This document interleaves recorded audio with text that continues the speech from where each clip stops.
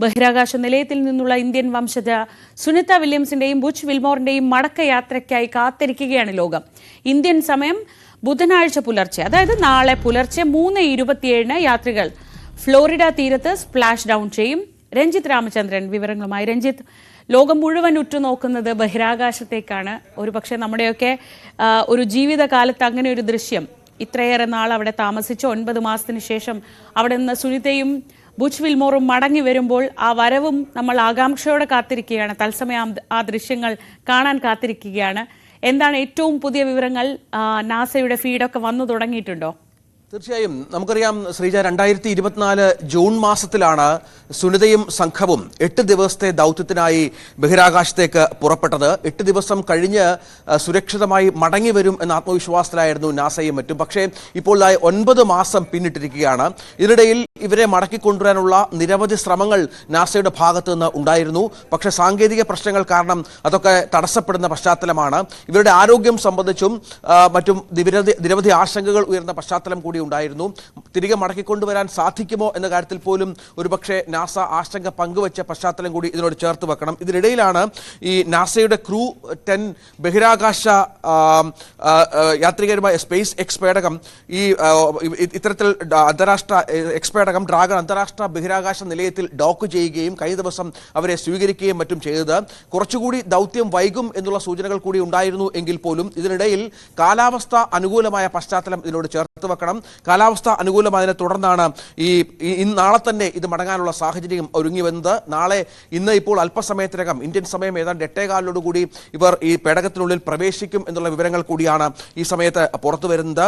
American പ്രാദേശിക സമയം വെള്ളിയാഴ്ച രാത്രി 7:30 ഈ പേടകം പുറപ്പെടുകയും മറ്റും ചെയ്തത് എന്നുള്ള വിവരം കൂടി ചേർത്ത് വെക്കണം. ഏതായാലും വലിയ ആശ്വാസകരമായ വിവരം ഈ ഘട്ടത്തിൽ പുറത്തു വരുന്ന സാഹചര്യം കൂടിയുണ്ട്. വില്യംസും സഹയാത്രികൻ യൂജിൻ ബുച്ച് വിൽമോറും ഇവർ കഴിഞ്ഞ 8-9 മാസമായി ബഹിരാകാശ നിലയത്തിലാണ്. ഇവർ തിരിച്ചെത്തും. നാസ തന്നെ ഇക്കാര്യം സ്ഥിരീകരിച്ച പശ്ചാത്തലം കൂടിയുണ്ട്. നേരത്തെ വലിയ ആഘോഷത്തോടുകൂടിയാണ്, സന്തോഷത്തോടുകൂടിയാണ് സുനിതയും മറ്റും പേടകത്തെ സ്വീകരിക്കുകയും മറ്റും ചെയ്തത്. ത്രസ്റ്ററുകൾക്കും ഹീലിയം ചോർച്ചയും ത്രസ്റ്ററുകൾക്കുള്ള തകരാറുമൊക്കെ നേരത്തെ പലതവണ ഈ ദൗത്യത്തിന് തടസ്സമായ പശ്ചാത്തലം കൂടി ഉണ്ടായിരുന്നു. ഇതിനുശേഷം ആളില്ലാതെ സ്റ്റാർലൈനർ ലാൻഡ് ചെയ്യിച്ചാണ് ഇപ്പോൾ ഇത്തരത്തിൽ ഒരു ദൗത്യത്തിലേക്ക് നാസ കടന്നത് എന്ന പ്രത്യേകത കൂടി ഉണ്ട് എന്നുള്ളതാണ്. ഏതായാലും ഇത്തരത്തിൽ ജൂൺ പകുതിയോടെ അടക്കം തിരികെ എത്തിക്കാനുള്ള പല ശ്രമങ്ങളും നാസയുടെ ഭാഗത്ത് ഉണ്ടായിരുന്നു എങ്കിൽ പോലും ഇതൊക്കെ പലപ്പോഴും പരാജയപ്പെടുന്ന പശ്ചാത്തലം കൂടി ഉണ്ടായിരുന്നു. അങ്ങനെ ബോയിങ് സ്റ്റാർലൈനർ അന്താരാഷ്ട്ര ബഹിരാകാശ നിലയത്തിനടുത്ത് എത്തിയപ്പോൾ പലതവണ ഹീലിയം ചോർച്ച ഉണ്ടാകുന്ന സാഹചര്യമൊക്കെ നാസയെ പലപ്പോഴും ആശങ്കയിലാക്കി.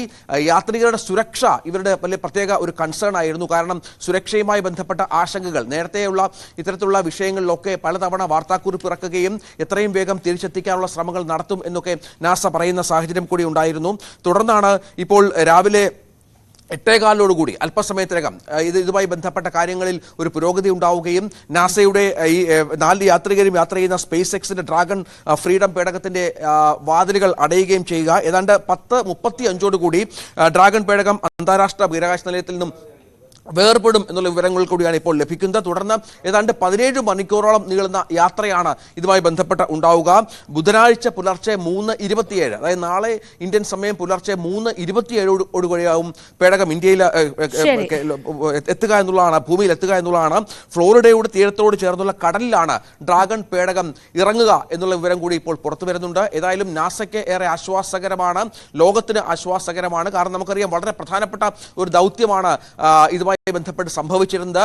ഇതിന്റെ ഒരു പരാജയം എന്നുള്ളത്, അല്ലെങ്കിൽ ഈ യാത്രികരുടെ ജീവനുമായി ബന്ധപ്പെട്ട പ്രശ്നം എന്നുള്ളത് നാസയ്ക്കും അഭിമാന പ്രശ്നമായിരുന്നു. ഇതൊക്കെ പരിഹരിച്ചുകൊണ്ട് ഏറെ വിദഗ്ധമായി യാത്രികരെ തിരികെ കൊണ്ടുവരിക എന്നുള്ള ദൗത്യത്തിലാണ് ഏതാണ്ട് പൂർണ്ണതയിലേക്ക് എത്തുന്നത്. ഓരോ സാങ്കേതിക വിഷയങ്ങളും അതിൻ്റെതായ രീതിയിൽ കൈകാര്യം ചെയ്യുകയാണ്. കൃത്യമായ നിരീക്ഷണം ഇത്തരം കാര്യങ്ങൾക്കുണ്ട്.